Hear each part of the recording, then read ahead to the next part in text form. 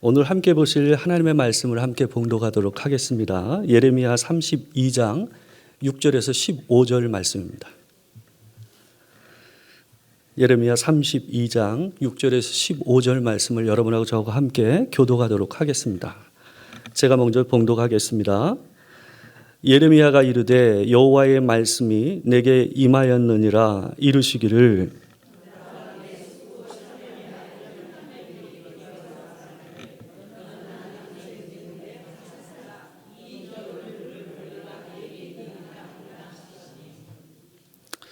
여호와의 말씀과 같이 나의 숙부의 아들 하나멜이 시위대 뜰 안 나에게 와서 이르되 청하노니 너는 베냐민 땅 아나돗에 있는 나의 밭을 사라.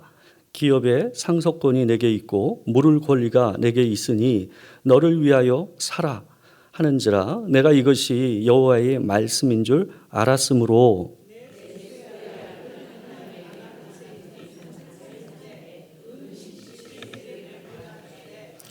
증서를 써서 봉인하고 증인을 세우고 은을 저울에 달아주고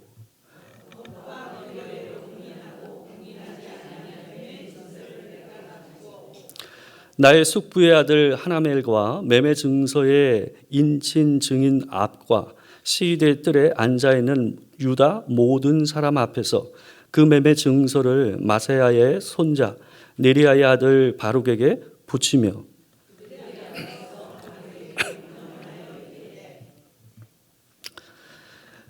만군의 여호와 이스라엘의 하나님께서 이와 같이 말씀하시기를 너는 이 증서 곧 봉인하고 봉인하지 않은 매매 증서를 가지고 토기에 담아 오랫동안 보존하게 하라. 만군의 여호와 이스라엘의 하나님께서 이와 같이 말씀하시니라. 사람이 이 땅에서 집과 밭과 포도원을 다시 사게 되리라 하셨다 하니라. 아멘. 오늘은 예레미야 32장 6절에서 15절 말씀을 가지고 절망 한가운데 선 소망이라는 제목으로 하나님의 말씀을 전하도록 하겠습니다. 나태주 시인의 시 중에 안개가 짙은들이라는 시가 있습니다. 아마 아시는 분들 많으실 텐데 제가 목소리가 좋지는 않지만 제가 한번 낭독해 볼게요. 안개가 짙은들 산까지 지울 수야. 어둠이 짙은들 오는 아침까지 막을 수야. 안개와 어둠 속을 꿰뚫는 물소리, 새소리. 비바람 설친들 피는 꽃까지 막을 수야. 짧지만 의미가 깊고 굉장히 좋은 시죠. 저도 이 시를 읽으면서 굉장히 힘을 얻을 때가 있는 것 같아요. 이 시가 어떤 거냐 하면 절망 속에서도 숨길 수 없는 소망이 있다라는 것을 갖다가 이 시로 이렇게 표현한 것 같아요. 아무리 안개가 짙어도 그 뒤에 있는 높은 산을 가릴 수 없다. 그리고 어둠이 아무리 짙어도 오는 아침을 막을 수 없다. 그죠? 그런 말을 이 말 가운데 하고 있어요. 안개와 어둠을 뚫고서 들리는 물소리와 새소리가 있기 마련이다라는 거죠. 이 참 귀한 시인 것 같아요. 어떤 시인이 그런 말을 했습니다. 깊은 밤 하늘에 별이 빛나듯 항상 이 절망 속에서 소망이라는 것은 오기 마련이다라는 얘기를 했습니다. 이 사람 안에 있는 소망이라는 게요, 이게 참 등불 같아요. 여러분, 등불이 쉬 꺼지기 쉽잖아요. 그죠? 작은 바람에도 왔다 갔다 하잖아요. 이제 이게 사람 안에 있는 소망이라는 게 그런 것 같아요. 살다 보면 안 좋은 일이 되게는 같이 오죠. 그죠? 따라오지 않고 손잡고 와요. 그러다 보니까 이게 몇 번 내 삶에서 그 아픔들이 반복되고 나면 사람 안에서 어떤 마음이 드냐 하면 내 인생에서는 더 이상 소망이 없구나 하는 생각이 절로 들어요. 그와 반대로 내 삶에서 이런 날도 있구나 하면서 좋아하는 일들, 행복한 일들, 웃을 수 있는 일들이 몇 번만 겹치면요, 사람이 어떻게 되냐 하면요, 이제 불행 끝 행복 시작 이렇게 생각한단 말이에요. 그게 사람인 것 같아요. 저도 그렇거든요. 이게 마치요 어떤 것 같냐면 아이들이 숨바꼭질 할 때 보여주는 모습 같아요. 애들이 어때요? 숨바꼭질 하면 자기 얼굴만 숨기면 자기가 숨었다고 생각하거든요. 사람이 소망에 대해서 갖는 생각이 그렇게 단순해요.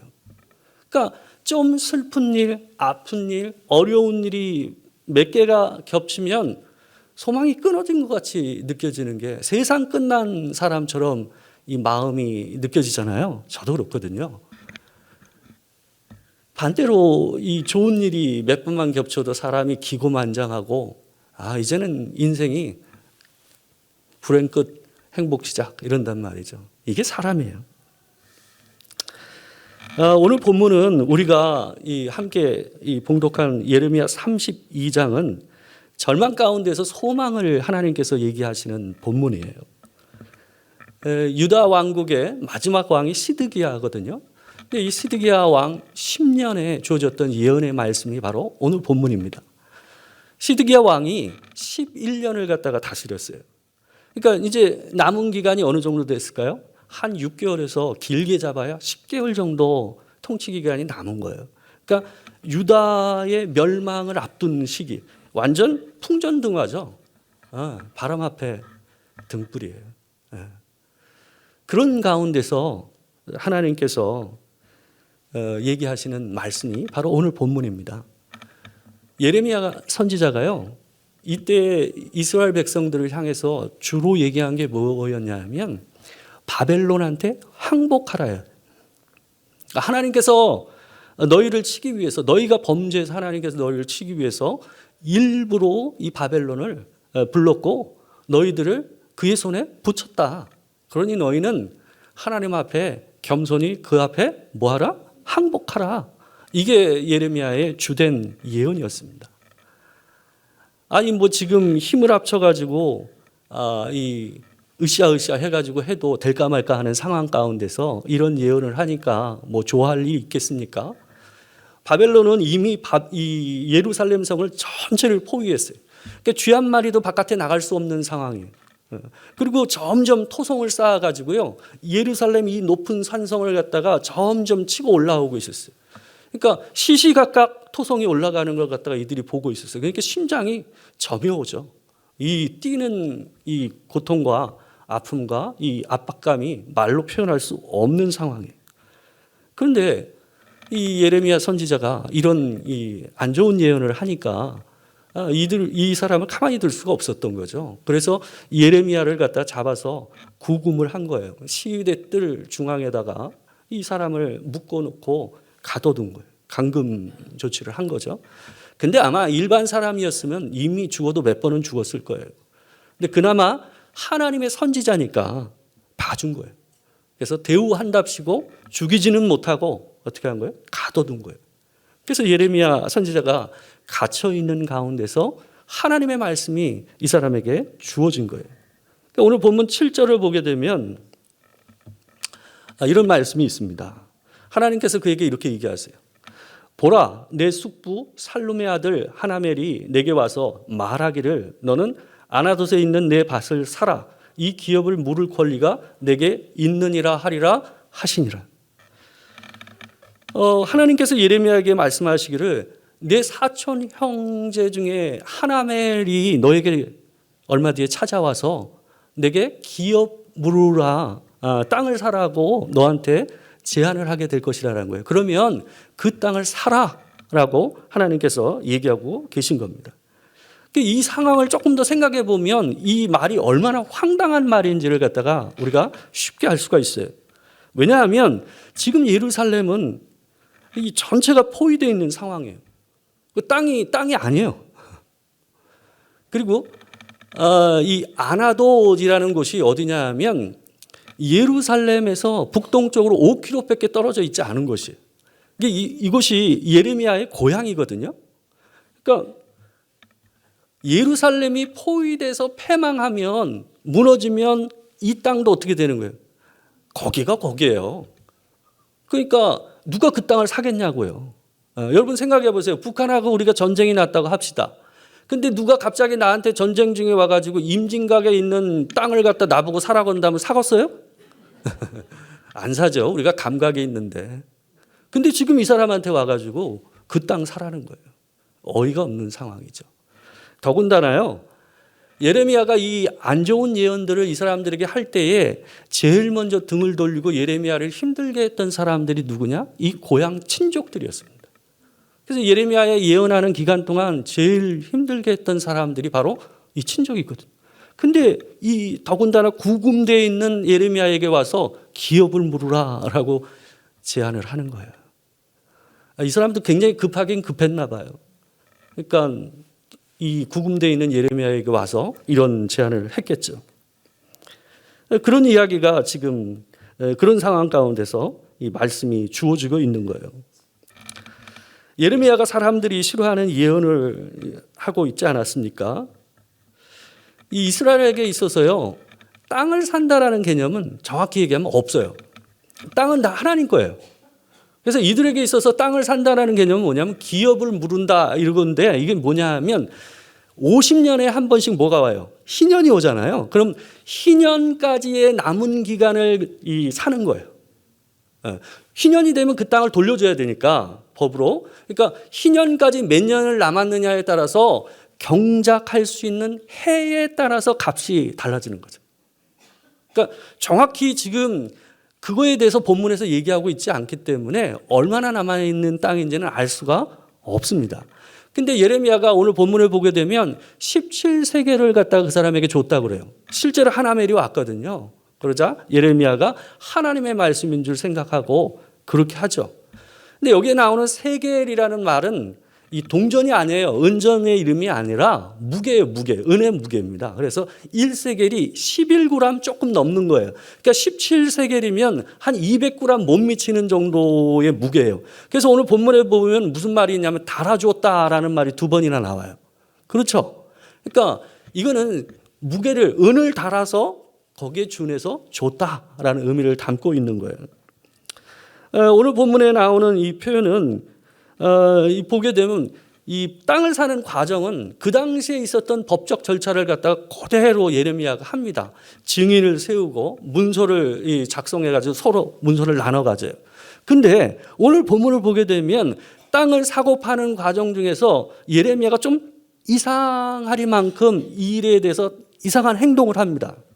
뭐냐 하면 32장 12절에 13절 말씀이에요. 12절에 13절 말씀을 보게 되면 두 가지 표현이 좀 이 사람들이 좀 나뉘어져 있다는 걸 우리가 볼 수가 있어요. 제가 한번 읽어볼게요.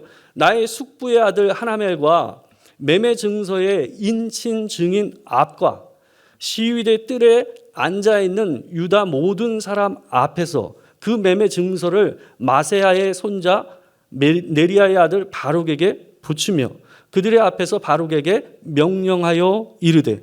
그러니까 세 부류로 나눠져 있죠. 하나멜, 그 다음에 또 누구? 증인, 그 다음에 마지막에 누구요? 시위대 뜰에 앉아있는 유다 모든 사람들. 실제로 예레미야는 이 계약을 맺을 때 솔직히 하나멜과 증인만 있으면 됐어요. 그죠? 근데 일부러 이 사람이 뭘 하고 있어요? 거기에 모여있는 모든 사람들이 이 계약을 볼 수 있고 들을 수 있도록 일부러 확대해서 이 얘기를 하고 있는 거예요. 일종의 예언 퍼포먼스를 하고 있는 겁니다. 일반적인 계약이 아니라 하나님께서 주신 메시지라는 것을 그들에게 선포하면서 이 계약의 일을 행하고 있는 거예요. 이어서 나오는 13절에서 15절 말씀을 보게 되면 예레미야가 일부러 자기의 서기관 역할을 했던 바룩이라는 사람을 갖다 불러요. 자기가 한 예언인과 하나님께서 주신 약속의 말씀을 기록하는 역할을 했던 사람이 누구냐면 바룩이었어요. 근데 그 사람을 일부러 그 자리에 불러서 이 이야기를 다 기록하게 해요. 그러면서 바룩에게 이렇게 선포를 합니다. 그 사람들이 다 듣는 상황 가운데서 같이 한번 읽어보겠습니다. 자, 시작. 그들의 앞에서 바룩에게 명령하여 이르되 만군의 여호와 이스라엘의 하나님께서 이와 같이 말씀하시기를 너는 이 증서 곧 봉인하고 봉인하지 않은 매매 증서를 가지고 토기에 담아 오랫동안 보존하게 하라. 만군의 여호와 이스라엘의 하나님께서 이와 같이 말씀하시니라. 사람이 이 땅에서 집과 밭과 포도원을 다시 사게 되리라 하셨다 하니라. 이 본문의 내용을 갖다가 보시게 되면 일부러 하나님께서 주신 그 말씀을 선포하기 위해서 요란하게 이 계약을 맺고 있다는 것을 우리가 볼 수가 있어요. 그죠? 그러면서 바룩에게 하는 말이 뭐예요? 너는 이 증서 곧 봉인하고 봉인하지 않은 매매 증서를 가지고 토기에 담았다라는 거 오랫동안 보관하기 위해서 그렇다라는 거예요. 그런데 그렇게 한 다음에 뭐라고 선포를 하냐면 만군의 여호와 이스라엘의 하나님께서 이와 같이 말씀하시니라. 사람이 이 땅에서 집과 밭과 포도원을 다시 사게 되리라 하셨다 하니라. 하나님께서 지금 이 사람들에게 뭘 얘기하고 있냐면 일상을 포기할 수밖에 없는 이 상황, 미래가 보이지 않는 상황, 아까 우리가 처음에 봤던 나태주 시인의 시로 얘기한다면 안개가 너무 짙어도 아무것도 보일 수 없는 상황, 뭘 꿈꿀 수도 없는 상황, 지륵같이 어두운 밤 속에서 다시 우리에게 새벽이 올 수 있을까? 해가 다시 뜰까 하는 그 순간에 하나님께서 그들을 향해서 뭘 선포하고 계신 거예요? 소망을 얘기하고 계신 거예요.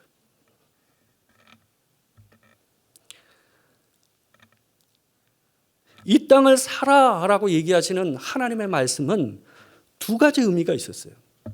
첫 번째는 뭐냐면 있는 그대로 하나님께서 이 땅을 회복하실 날이 올 것이다. 하나님께서 다시금 이 땅에서 너희들이 집도 사고 포도원도 사고 밭도 사고 이런 일들을 다시 하게 되는 일이 일어날 것이라는 거예요. 그게 뭐예요? 일상을 회복하실 것이라는 거예요. 평상시 하던 일들을 그냥 하는 일이 일어날 것이라는 거예요. 근데 여러분 이 말을 잘 봐야 돼요. 이 말은 무슨 의미가 담겨져 있냐면 회복과 소망의 의미지만 당장 이들의 삶 안에서는 뭐예요? 절망이에요, 절망. 확실히 불이 꺼질 것이라는 걸 얘기하는 거예요. 다시라는 말이 있잖아요. 다시. 그럼 뭐예요? 지금은 너희가 이 땅을 빼앗기게 될 거예요. 지금은 너희가 그 밭과 포도를 빼앗기게 되고 너희가 포로로 끌려갈 것이라는 거예요.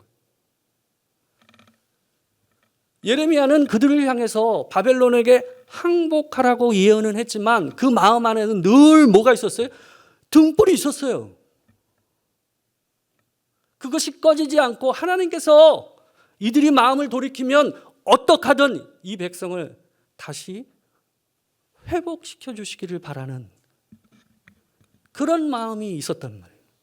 근데 지금 이 예언의 말씀대로 한다면 지금 뭐 한다는 거예요? 확실히 망한다는 거예요. 그 얘기를 하고 있는 거예요. 여러분 70년 뒤에 너희에게 소망이 있을 것이라 얘기하는 말이 먼저 들리겠어요? 지금 너희가 망할 것이라는 말이 와닿겠어요? 그렇죠.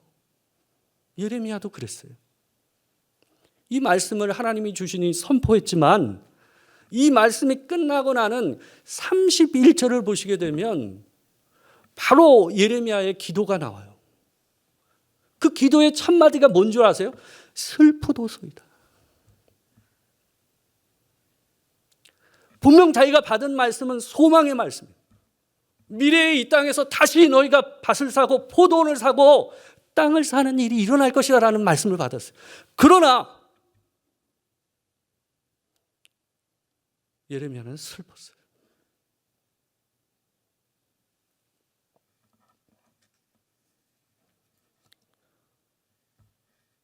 이 상황에서 예레미야가 어떻게 소망을 꿈꿀 수 있겠습니까?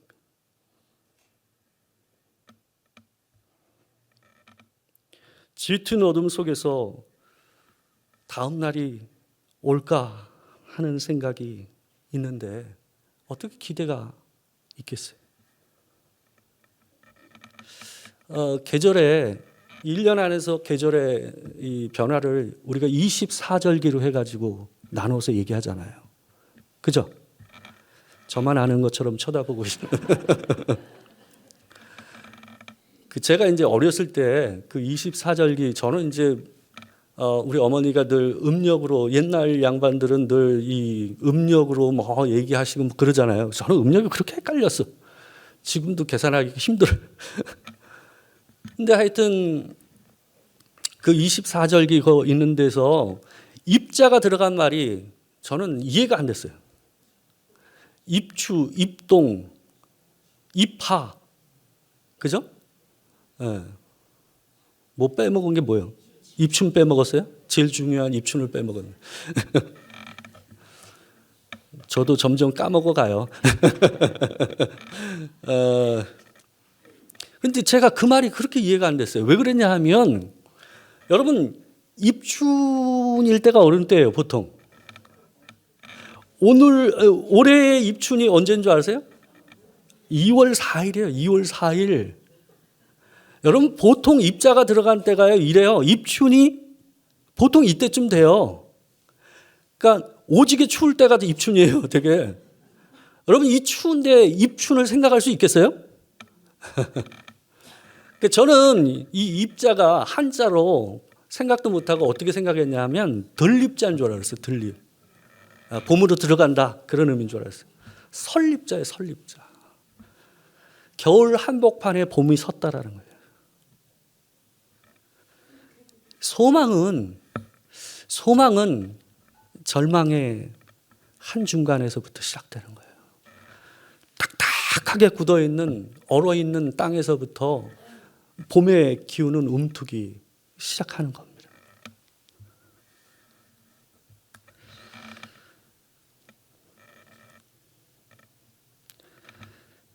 근데 참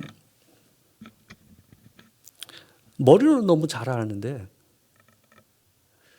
우리가 이게 참 실제 그 상황 안에 우리가 들어가면 그 절망 중에서 소망을 품기가 너무 힘들어요. 우리가 여러 번 경험했거든요. 인생 사시면서. 저보다 여러분들이 더 훨씬 더 많이 경험했잖아요. 그죠? 이 얼어붙은 시기, 추운 겨울을 잘 이기고 나면 견디면 반드시 봄이 온다는 걸 여러분 아시잖아요.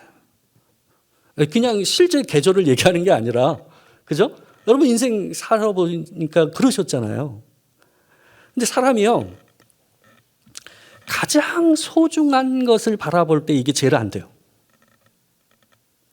자식 바라보면서 그렇게 돼요? 자식을 보면 이상하게 소망을 빨리 자기가 덮어버리는 경향이 있어요. 더 조바심치고 간절하니까, 더 내게 소중하니까 하나님께서 주시는 그 소망의 끈과 하나님께서 붙여놓으신 그 작은 불씨를 내가 답답해서 꺼버리는, 그게 마치 아브라함이 기다리다 못해가지고 됐습니다. 엘리에셀이 대신하겠습니다. 한 거하고 똑같은 거죠. 얼마나 견디기 힘들었으면 아브라함이 그렇게 했어요. 이해가 돼요. 하나님께서는 오늘 본문에서 70년의 포로 생활을 시작하는 이 시점에 그들을 향해서 이 소망의 말씀을 주고 계세요. 여기서 얘기하는 밭을 사라라는 말은 소망을 사라라는 말이에요. 소망을 사라. 제가 이 24절기로 오늘 본문을 표현하면요, 저는 임망이라고 얘기하겠어요. 임망. 그냥 붙인 거예요, 제가. 딴 데 가서 얘기하지 마세요. 절망 한가운데 선 소망. 그게 임망이에요.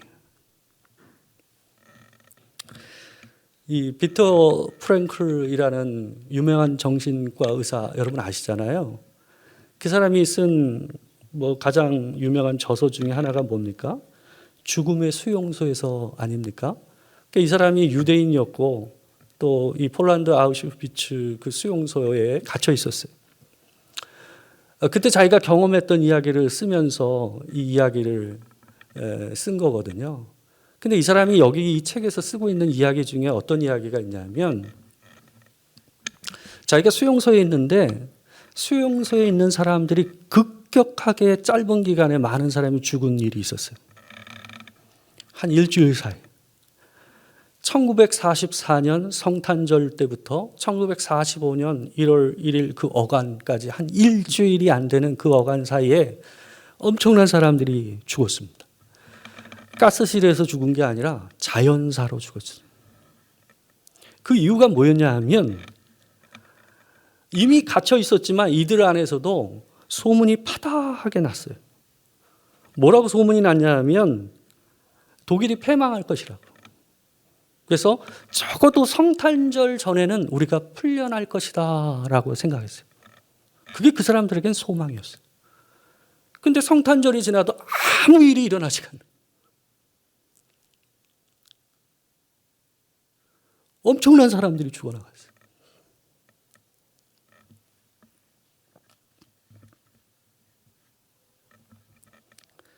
사람이 미래에 대한 소망이 없으면 죽은 자와 같은 거예요. 살아야 할 의미와 지금 현재의 아픔을 견뎌낼 힘이 없어요. 그리스도인에게 있어서 우리 삶에서 일어나는 모든 일들은 소망을 향한 여정입니다. 제 얘기가 아닙니다. 로마서 5장 3절에서 5절 말씀입니다. 우리 같이 한번 읽어보겠습니다. 자, 시작. 다만 이뿐 아니라 우리가 환난 중에도 즐거워하나니 이는 환난은 인내를, 인내는 연단을, 연단은 소망을 이루는 줄 알미로다. 소망이 우리를 부끄럽게 하지 아니함은 우리에게 주신 성령으로 말미암아 하나님의 사랑이 우리 마음에 부은 바 됨이니.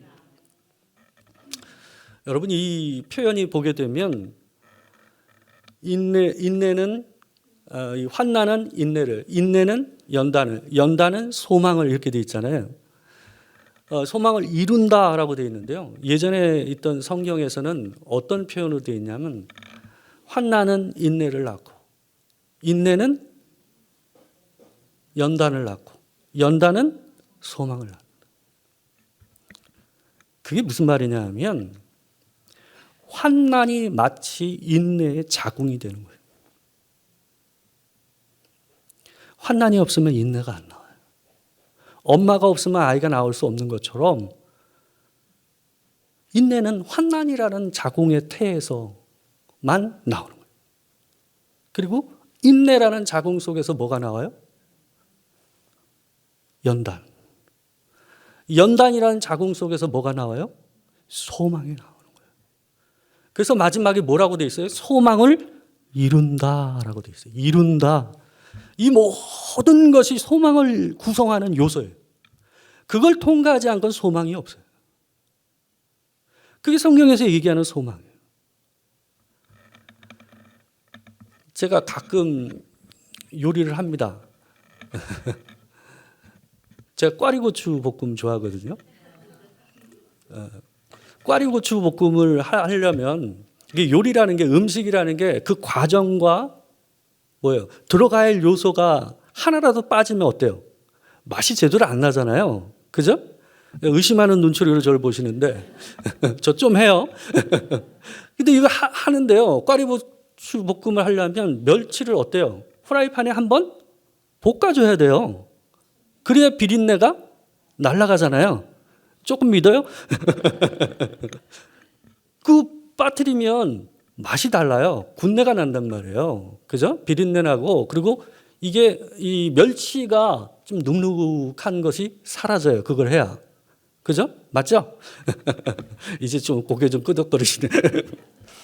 요리가 그래요. 제가 감자채 볶음도 좋아하거든요. 그 감자채 썰어가지고 감자채를 그냥 볶아버리면 어때요? 그렇죠. 눌러붙죠. 뭐 때문에? 전분 때문에. 아, 요리 특강. 그러니까 한 10분 정도 어때요? 물에다가 담가둬야 돼요. 그래서 전분을 뺀 다음에 그거를 볶아줘야 제대로 된 감자채 볶음이 된단 말이에요. 여러분, 소망은 그래요. 소망을 만들어가는 과정에서 환난이 빠지고 인내가 빠지고 연단이 빠지면 비린내가 나요. 이걸 거치지 않은 그리스도인들을 만나잖아요. 허세가 많아요.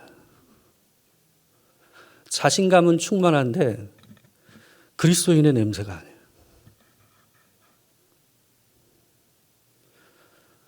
저도 인생 안에서 나이에 비해서 참 겪을 일, 안 겪을 일을 많이 겪으면서 살아온 것 같아요. 제가 이 교회에 16년 있었기 때문에 여러분도 제가 어떻게 살아왔는지 아시잖아요.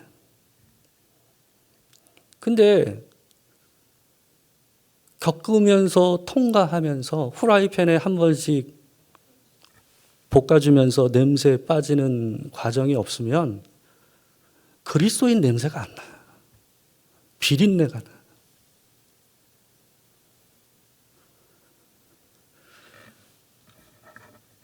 그리스도인은 어떤 순간에도 절망해서는 안 됩니다. 그 모든 과정이 어디로 가고 있어요? 소망으로 가고 있습니다. 여러분과 저는 소망으로 가는 여행을 하고 있는 줄 믿습니다. 주께서 그 소망을 성취하시고 이루실 줄 믿습니다. 경제적인 상황으로 인해서 여러분 마음이 어두우십니까? 자식을 보면 답답하세요? 남편 보면 더 심하세요?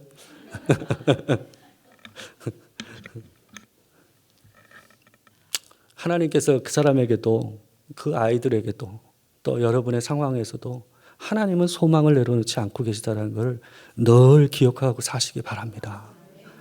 이 땅에 처음 복음을 들고 들어온 언더우드 선교사가 한 기도 여러분 너무 잘 아시잖아요.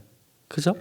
근데 그 사람이 이 땅을 보면서 이 땅에 사는 사람들을 보면서 한 기도를 보면 참 우리 지금 현재 우리가 보는 눈과 똑같다라는 걸 우리가 느낄 수 있어요. 설교를 마치면서 우리가 같이 이 기도를 한번 읽고 마쳤으면 좋겠어요. 같이 한번 읽어봅시다. 자, 시작. 오 주여, 지금은 아무것도 보이지 않습니다. 주님, 메마르고 가난한 땅, 나무 한 그루 시원하게 자라오르지 못하고 있는 땅에 저희들을 옮겨와 앉히셨습니다. 그 넓고 넓은 태평양을 어떻게 건너왔는지 그 사실이 기적입니다. 주께서 붙잡아 뚝 떨어뜨려 놓으신 듯 한 이곳, 지금은 아무것도 보이지 않습니다. 보이는 것은 고집스럽게 얼룩진 어둠뿐입니다. 그들은 묶여 있는지도 고통이라는 것도 모르고 있습니다. 고통이 고통인 줄 모르는 자에게 고통을 벗겨주겠다고 하면 의심부터 하고 화부터 냅니다. 조선 남자들의 속셈이 보이지 않습니다. 이 나라 조정의 내심도 보이지 않습니다. 가마를 타고 다니는 여자들을 영영 볼 기회가 없으면 어찌하나 합니다. 조선의 마음이 보이지 않습니다. 그리고 저희가 해야 할 일이 보이지 않습니다. 그러나 주님 순종하겠습니다. 겸손하게 순종할 때 주께서 일을 시작하시고 그 하시는 일을 우리들의 영적인 눈이 볼 수 있는 날이 있을 줄 믿나이다. 믿음은 바라는 것들의 실상이요 보지 못하는 것들이 증거니라고 하신 말씀을 따라 조선의 믿음의 앞날을 볼 수 있게 될 것을 믿습니다.